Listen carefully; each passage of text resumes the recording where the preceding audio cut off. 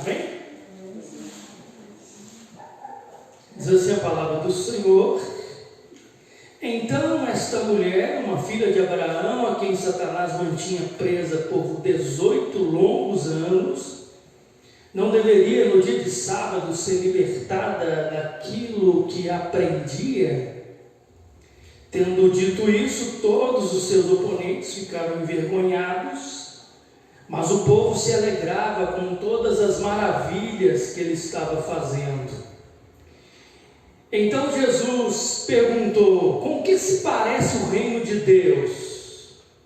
Com que o compararei? É como um grão de mostarda que um homem semeou em sua horta, e ele cresceu e se tornou uma árvore, e as aves do céu fizeram ninhos em seus ramos. Mais uma vez ele perguntou: com que compararei o reino de Deus?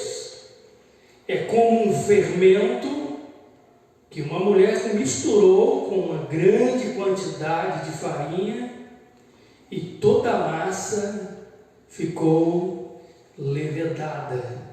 Oremos ao Senhor. Senhor, nosso Deus e eterno Pai, diante dessa leitura importante da Tua Santa Palavra, pedimos ao Senhor que mais uma vez fale aos nossos corações e nos ensine, Senhor, a entender a Tua Santa Palavra. Fale conosco, Senhor, porque nós somos pequenos, somos fracos, falhos, homens terrivelmente limitados, ó Deus, para entender a grandeza do Teu reino e a grandeza do Senhor e os Teus poderosos ensinamentos.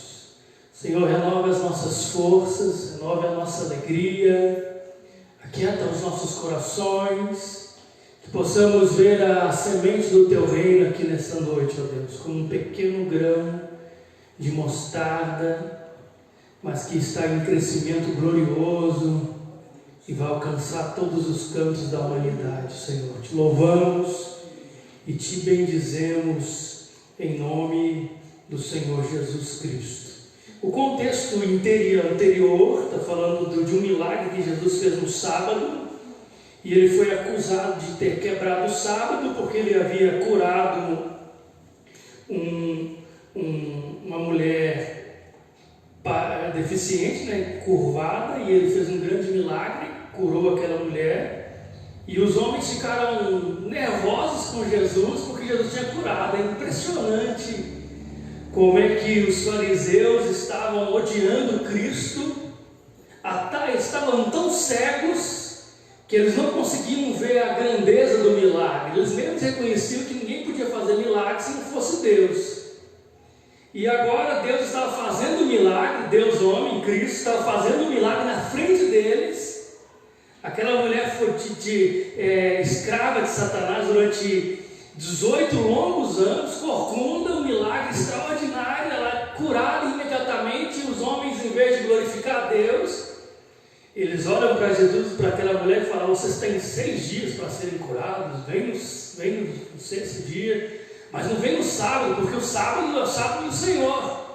E eles criticaram Jesus. Jesus conclui com essa frase interessante, com essa resposta interessante, e ele diz assim: hipócritas, cada um de vocês desamarra no sábado o seu boi, o seu jumento do estábulo e leva eles para dar-lhe água. Ele está dizendo: vocês falam que não podem fazer nada no sábado vocês vão lá desamarrar o boi, desamarrar o jumento e levar ele para tomar água.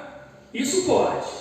Agora, essa filha de Abraão, a quem Satanás mantinha presa por 18 longos anos, olha que interessante, uma lição que eu aprendo: só Cristo pode quebrar as amarras de Satanás na vida de alguém. Só Cristo tem poder para desfazer as armadilhas. Se o homem não vir a Cristo, ele morre escravo do inimigo. Se o homem não vir a Cristo, ele continua preso por 18, por 20, por 30, por 40, por 50 anos, por 80 anos, escravos do inimigo.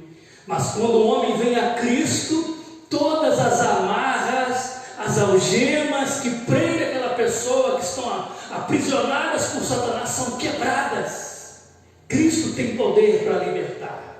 É por isso que nós não cremos e não ensinamos aqui que depois da conversão genuína o cara precisa passar por um processo de libertação.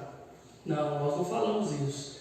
Porque a partir do momento em que Cristo se torna o Senhor da sua vida, todas as armadilhas do diabo são quebradas e aquela pessoa é libertada para a glória de Deus, e o inimigo já não tem mais autoridade nem poder para dominar aquela pessoa. Um cristão genuíno, ele já é liberto. É por isso que nós não fazemos campanha de libertação para crente, nós fazemos campanha de conversão. Tem que se converter, venha para Cristo. Campanha de libertação depois da conversão estava dizendo assim: eu fui salvo, mas eu não fui totalmente liberto. Então Cristo liberta. Eu já vi ensinamentos, são heréticos, de pessoas dizendo que depois da sua conversão, você, 30 anos de crente, você tem que fazer um processo de libertação para as relações sexuais que você teve no passado. Porque você fez uma aliança lá no passado e agora você tem que quebrar essa maldição. Não tem que quebrar nada, que você tem que vir para Cristo. Venha para Cristo. Se você está verdadeiramente em Cristo, a Bíblia diz: se pois o Filho vos libertar, verdadeiramente sereis livres. Todos os pecados que nós cometemos no passado, em Cristo Jesus, todos eles foram perdoados.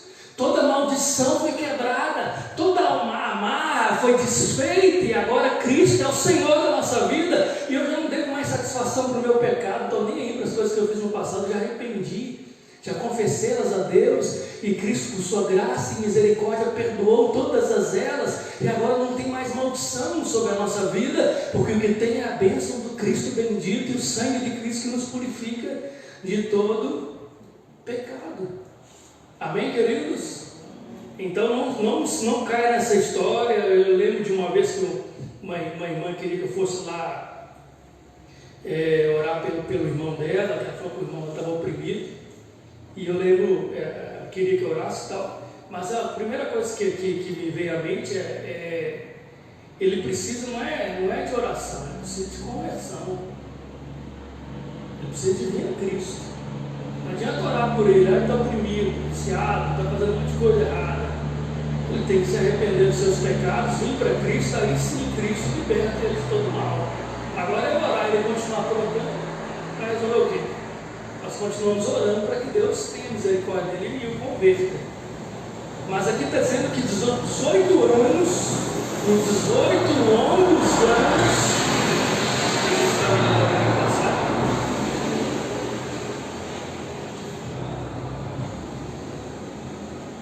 Aquela mulher estava escravizada e ela foi libertada por Cristo Jesus.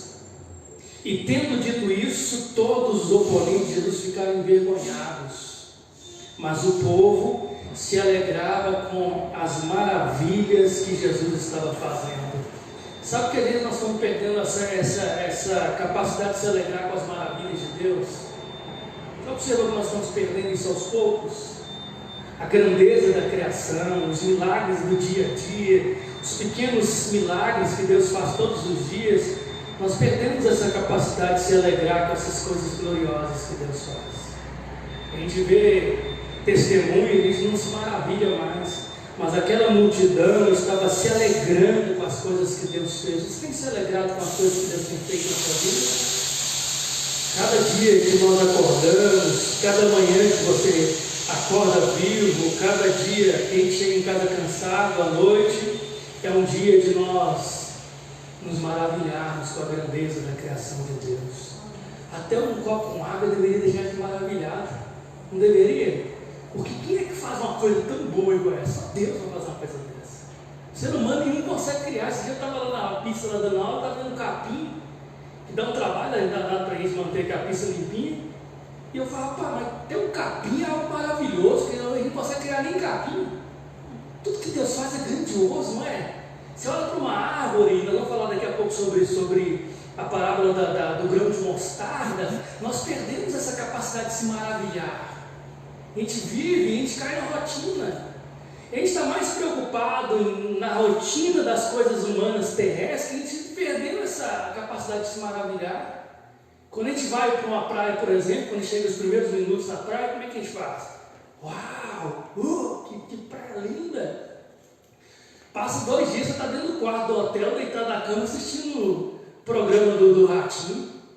É muito maldade. A gente fala, rapaz, nós estamos perdendo a capacidade de se maravilhar com a grandeza, estamos empolgados com as coisas mínimas, empolgados com o celular. A gente fica mais empolgado com o celular do que com uma montanha na nossa frente, que é a coisa gloriosa que Deus criou. E é por isso que nós temos dificuldade de sair de casa, nós ficamos ocupados demais assistindo os nossos filmes e nós perdemos a capacidade de se maravilhar.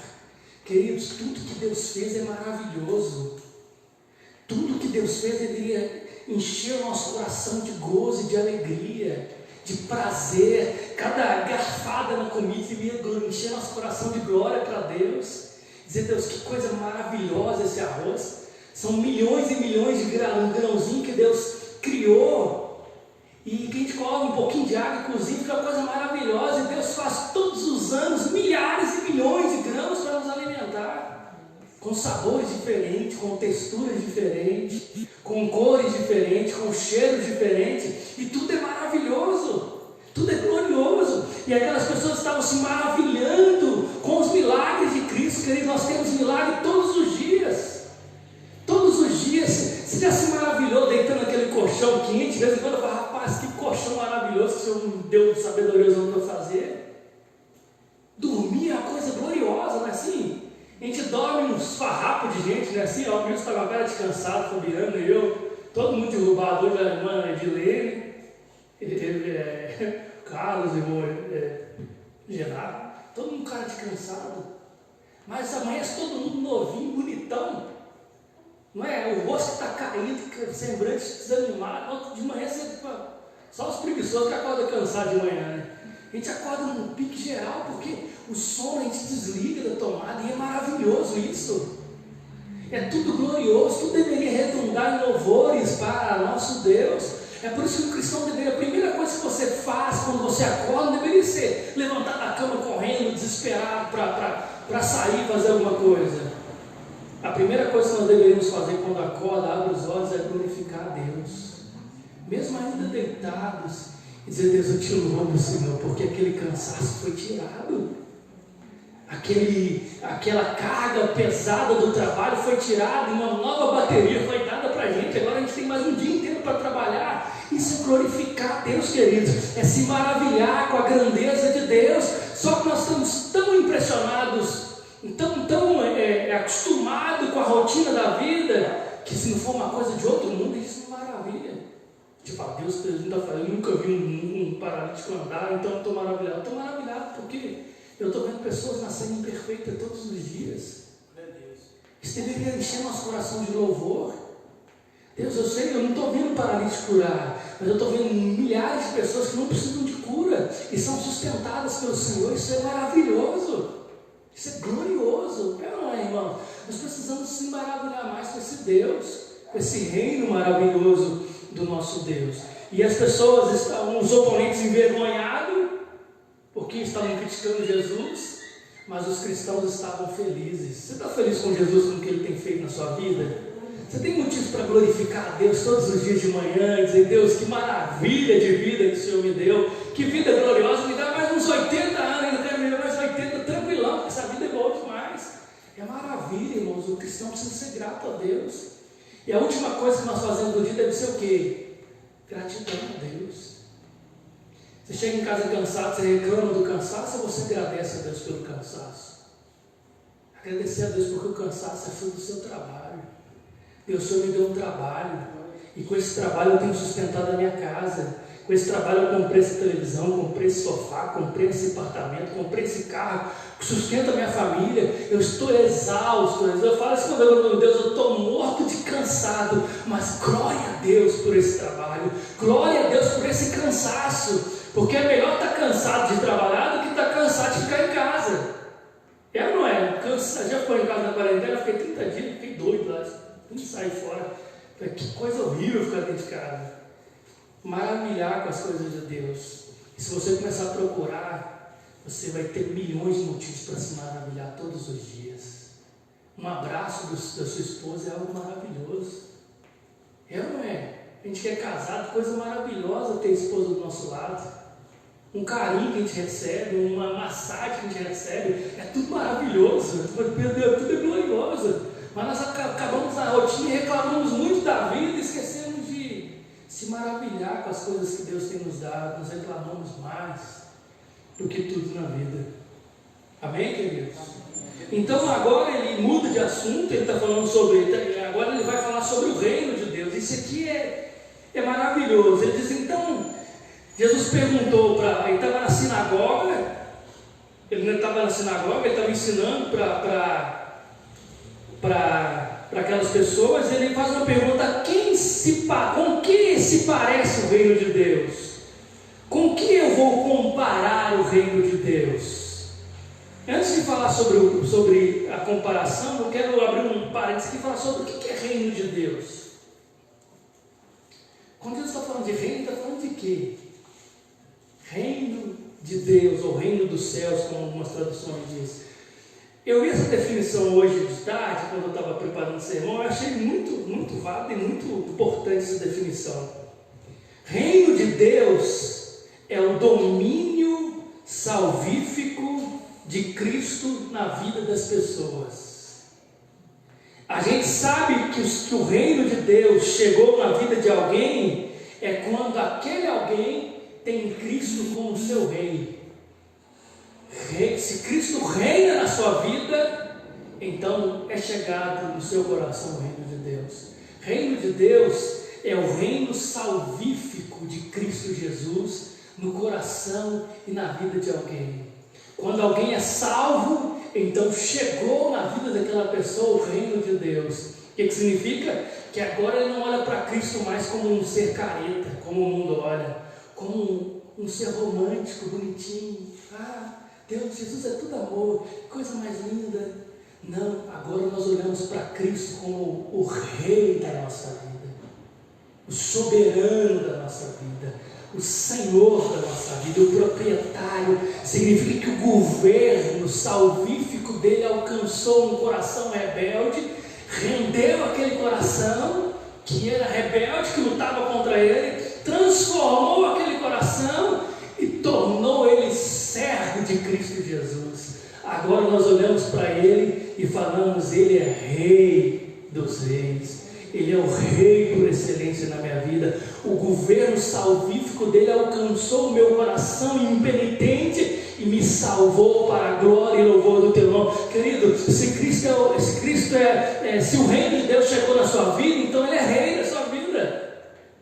Até o Jonas Madureira, ele diz que no governo universal não existe democracia, mas é uma monarquia, porque no universo tem o rei, mas não é só rei do universo, ele é o rei da sua vida, ele é o rei, Senhor, que governa a sua casa, que salvou a sua vida. Então nós não olhamos para Cristo mais como um ser qualquer, nós olhamos para ele como um Deus poderoso e um rei que está governando a nossa vida.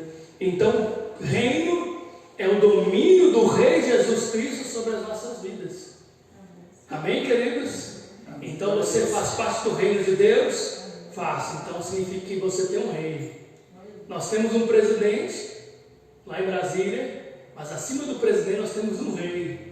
Então nós fazemos parte de uma democracia, mas ao mesmo tempo no reino espiritual nós fazemos parte de uma monarquia.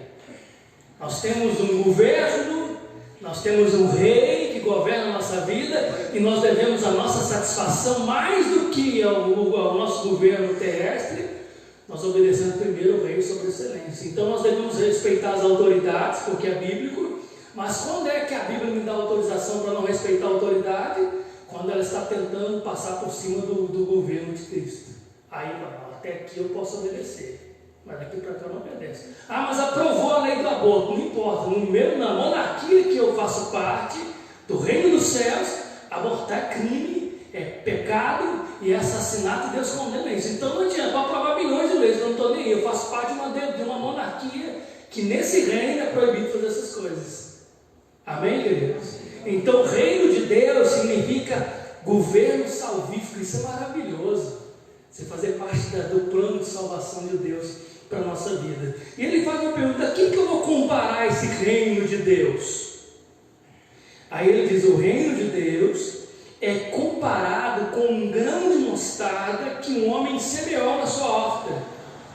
E ela cresceu e se tornou árvore, e as aves do céu vieram fazer ninho em seus ramos. O grão de mostarda na época de Jesus era considerado a menor semente que existia. Eu acho que não é mesmo assim, essa grão de mostarda é a mesma mostarda que a gente come em casa, não. Era uma mostarda diferente. Ela podia chegar até 3 a 4 metros de altura, se for bem regada. Mas não era uma árvore, era uma hortaliça que fosse bem cuidada, podia chegar a 4 metros de altura. Mas era considerado o menor dos grãos. Se eu tivesse segurado na mão, você não conseguia nem ver. Aí ele diz que o reino de Deus é dessa forma. E o que isso quer ensinar para nós? Está ensinando sobre o início e a expansão do reino de Deus no mundo. Como é que ele começou e como é que ele vai alcançar o mundo inteiro?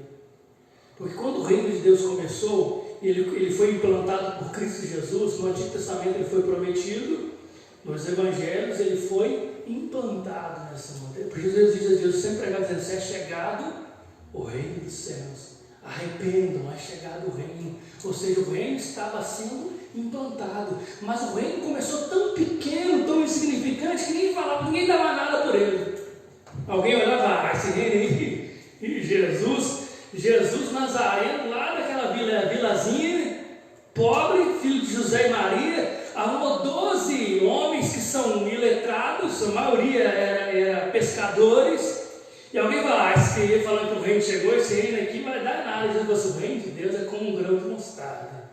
Você não pode dar nada por ele agora, mas ele vai crescer.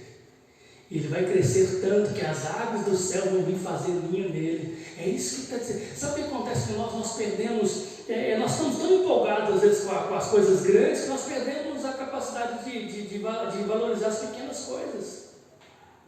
Os pequenos começos, eles são desprezados, não é assim? As pequenas mudanças são desprezadas.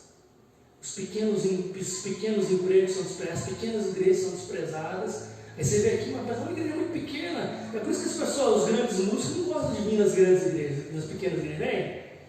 Agora abre um igrejão, todo mundo quer tocar naquela igreja, porque a igreja é grande. Mas os pequenos são geralmente desprezados. Mas Deus trabalha exatamente na contramão do mundo. Ele está comparando que o reino de Deus, às vezes, ele é desprezível, porque ele é visto como pequenininho, insignificante. Mas ele está dizendo, apesar de ser pequeno, ele vai se tornar grande, tão grande, que ele vai, as aves do céu, ele está falando uma figura de linguagem, que as aves do céu vão se vir e se pousar sobre eles, vão procurar a morada deles. Então, na parábola, ele trata 2 áreas diferentes do reino. A primeira está falando sobre a chegada do reino, e a segunda parábola, quando ele fala do fermento, está falando da maneira como o reino trabalha dentro de nós. Então, o primeiro está falando como a implantação do reino. O reino de Deus é como uma semente. A semente aqui é a palavra de Deus. A árvore é o reino em expansão. E as aves são as nações, as pessoas do mundo inteiro que estão se convertendo a Cristo e vindo fazer parte desse reino glorioso. Olha, uma sementinha que foi plantada lá em Israel, agora cresceu e alcançou as nações do mundo inteiro. E milhares de aves estão vindo todos os dias, se convertendo a Cristo e procurando abrigo nessa pequena árvore, nessa pequenininha semente que se tornou grande árvore. E é assim que o reino de Deus está. O reino de Deus, ele está em crescimento. Quando o reino de Deus começou no primeiro século, ele era maltratado, ele era desprezível, ninguém acreditava que ia dar certo. Mas agora o reino de Deus está crescendo. E é interessante, irmãos, que o reino de Deus ele vai continuar crescendo até que toda a criação seja alcançada. Já leu Romanos 8? Diz que a criação está gemendo, aguardando a manifestação dos filhos de Deus. Está dizendo que a própria criação está aguardando a manifestação, a plenitude desse reino, porque ela também vai ser resgatada da maldição da queda, como aconteceu lá no Jardim do Éden. Nós não podemos desprezar os pequenos começos. O reino de Deus é assim, começou pequeno. A conclusão que nós chegamos sobre essa aplicação desse reino é que nós não podemos desprezar a pequena semente do Evangelho. Às vezes você pregou o Evangelho para alguém e fala, não vai dar nada não. Mas, queridos, essa semente ela é poderosa. Às vezes ela começa pequenininha, são pequenos frutos, fala, não vai melhorar, não tem jeito não. Mas ela vai crescendo gradativamente até que toda aquela vida seja alcançada para a glória de Deus. O reino de Cristo Jesus vai prevalecer sobre o reino das trevas. Outra coisa que nós precisamos ter em mente: no final, Cristo vai vencer esse reino das trevas. Parece que as trevas estão ganhando, não é verdade? O mundo está em colapso, corrupção está aumentando, criminalidade aumentando, violência aumentando. Você fala, o reino das trevas está ganhando. Mas esse reino de Cristo está crescendo gradativamente. E daqui a pouco, Cristo vai vir na plenitude dos tempos, na sua volta, no seu retorno, e Ele vai restaurar completamente todas as coisas para a glória e louvor do nome dEle. O reino das trevas será varrido definitivamente deste mundo, e Cristo reinará para todo sempre nos novos céus e na nova terra, para a glória do Senhor. E por último ele conclui dizendo assim: aqui que eu vou comparar. É como um fermento que uma mulher misturou com uma grande quantidade de farinha e toda a massa ficou levedada. Agora, a segunda comparação que Jesus faz é como é que o reino de Deus chega no coração das pessoas. As pessoas irmãs que estão acostumadas a fazer bolo aí, elas sabem que um pouquinho de fermento, você mistura aqui um monte de farinha, e o que ele faz? Ele cresce toda a massa, ele influencia toda a massa. Você mistura aquele fermento lá, daqui a pouco você põe no forno, aquele bolinho daquele tamanho, e vai inchando, vira aquele bolão grandão. Ele está dizendo, o reino de Deus é como isso, é como um fermento que é misturado na massa. Depois que o reino de Deus entrou no coração de uma pessoa, ele vai levedar tudo, ele vai influenciar tudo. Não existe nenhuma área de um cristão salvo que não é influenciada pelo reino de Deus. Um cristão toma qualquer decisão influenciada pelo reino. O reino levedou toda a vida dele. Agora toda a massa, toda a sua corpo, alma e espírito está influenciada e moldada pelo reino de Deus. Queridos, o Evangelho entrou no nosso coração e nos mudou por completo. Não mudou só a nossa maneira, a nossa rotina de vir na igreja. Ele mudou tudo que envolve a nossa vida, foi mudada pelo Evangelho. Ele levedou a gente toda. Agora a gente toma uma decisão, a gente pensa assim, é bíblico isso? A decisão que eu vou tomar é bíblica? Então eu posso fazer. Eu vou fazer isso, mas a Bíblia me permite fazer isso. Tudo que nós fazemos agora é influenciado pelo Evangelho. Um cristão, ele não negocia mais como ele negociava no mundo, porque agora ele foi levedado, o reino de Deus entrou na vida e transformou. Um cristão que era mulherengo, agora ele é transformado, ele é mudado, porque o Evangelho transformou a ótica dele, a forma de ver o mundo agora é diferente. Ele não vê o mundo com a mesma atração que o mundo, que ele via quando ele estava no mundo, mas agora ele vê o mundo como oposição para Deus. E alguém que é o inimigo do cristão é o mundo, ele tem que lutar contra essas coisas. Ele está dizendo, o que eu vou comparar? O reino de Deus é como um pouquinho de fermento que misturou dentro de você. Você tem sido moldado pelo Evangelho de Cristo, querido?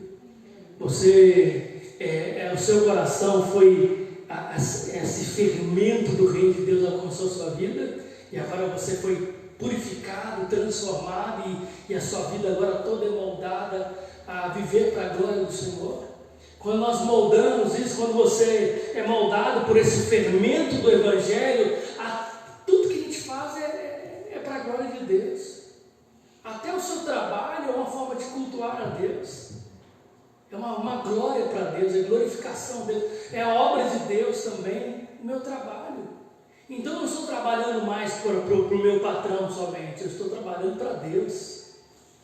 E a Bíblia ensina sobre isso, sobre os escravos. E se vocês estão servindo ao Senhor, então faça tudo para a glória do nome dEle. Então quando você serve na comunidade, no seu trabalho, você serve como se estivesse servindo ao Senhor. O que faz isso? É o reino de Deus. É o reino sendo transformando a nossa vida e aquilo que era um peso para nós agora é um prazer para nós. É algo que enche nosso coração de louvor a Deus. Deus, obrigado, Senhor, porque eu estou trabalhando, estou te servindo ao Senhor aqui nesse lugar. É o Senhor quem me deu essa porta, é o Senhor que merece tudo isso. Então, aqui que eu vou comparar é como um fermento que a mulher misturou com uma quantidade de farinha e toda a massa ficou levedada. Querido, quando Cristo entra na vida de alguém, Ele entra para ganhar, Ele não entra para perder. Não tem ninguém que impede a obra de Cristo de crescer. E é interessante que quem dá o crescimento é Cristo. Cristo garante o crescimento. Cristo garante a transformação na vida de alguém. Paulo falou assim: eu sou o principal dos pecadores, para que em mim se mostrasse toda a longanimidade de Deus para com aqueles que haveriam de Cristo. Sabe o que Paulo está dizendo? Deus salvou o pior, para provar que não tem ser humano no mundo que o Evangelho não possa transformar, por pior que seja. Mas é um sanguinário, é um bandido, e se o reino chegar naquele coração, ele vai levedar aquela vida, vai transformar. Pastor, mas ele é um cara adúltero contumaz. Quando o reino chegar, ele vai ser transformado, e ele vai ser transformado numa nova criatura. Isso está dizendo, quando o reino chega, transforma. E qual que é a prova que nós temos isso? Olhe para Paulo, ninguém foi pior do que Paulo. Paulo foi sanguinário, Paulo perseguia a igreja, Paulo mandava matar cristãos, ele arrancava cristãos das casas, forçado. Ele consentiu na morte de Estevão. Paulo era terrível, era o pior religioso que tinha no mundo, que já teve no mundo, foi Paulo. E Paulo diz assim, fiel a essa palavra e digna de toda aceitação, que Cristo veio ao mundo salvar pecadores, do qual eu sou o principal. Esse é o sentimento que eu tenho. Cristo salvou o principal dos pecadores. E o que é que ele faz? Ele semeia o evangelho do reino no coração daquela pessoa. E parece que aquele bolo não vai crescer, mas ele vai tomando todas as proporções daquela vida, até que toda aquela vida seja transformada para a glória do Senhor, e o reino de Deus conquiste todos os escombros mais terríveis daquele coração alcançado pelo Evangelho. Amém, queridos? Então, que o reino de Deus possa estar sempre em expansão na nossa vida e expansão no mundo. A igreja, ela tem pregado o Evangelho do reino, a igreja tem pregado a palavra de Deus, e através da pregação o reino tem crescido. Não se preocupe com números, queridos. Às vezes nós às vezes preocupamos, nós queremos crescer, não é errado querer crescer, a igreja é legal, mas não se preocupa não, o reino de Deus nem sempre começa grande. Às vezes é uma sementinha. Você, mas pastor, lá tem pouca gente, mas tem uma sementinha do reino, tem uma mostardinha do reino de Deus aí, sementinha tem, então pode ficar tranquilo, porque Deus vai fazer crescer. E nós juntos, com o mundo inteiro, formamos o grande corpo de Cristo espalhado, a grande igreja invisível. Não somos só 30 cristãos aqui na igreja, 40 membros. Nós somos milhões e milhões, milhares e milhares espalhados pelos cantos mais remotos da terra. Tem um lugarzinho da Índia lá que só tem um cristão lá isolado, no meio daquele lá, perdido lá, mas ele é corpo de Cristo. Nós estamos unidos com ele, formando o grande reino de Deus. E você vai ficar de queixo caído quando você chegar no céu. Você vai ver milhões, bilhões de pessoas restauradas. Você vai, rapaz, eu achava que era só 30 lá na nossa igrejinha pequenininha. Não, ali era só uma sementinha que está crescendo para a glória do nome do nosso Deus. Vamos ficar de pé, pessoal, vamos agradecer a Deus. Vamos orar. Senhor, nosso Deus e nosso Pai, queremos te louvar nessa noite pela tua grande misericórdia e bondade. Queremos te louvar porque um dia esse reino de Deus, como um fermento, foi colocado no nosso coração. E que dia glorioso, Senhor, quando esse reino começou a transformar toda a nossa vida. Talvez as pessoas olhavam para a gente, mas não vai dar em nada, vai ser só fogo de palha, está fugindo de alguma coisa. Mas eles não sabem, eles não sabiam que naquele momento o reino de Deus chegou e as trevas foram dissipadas. O reino foi tomando cada canto da nossa vida.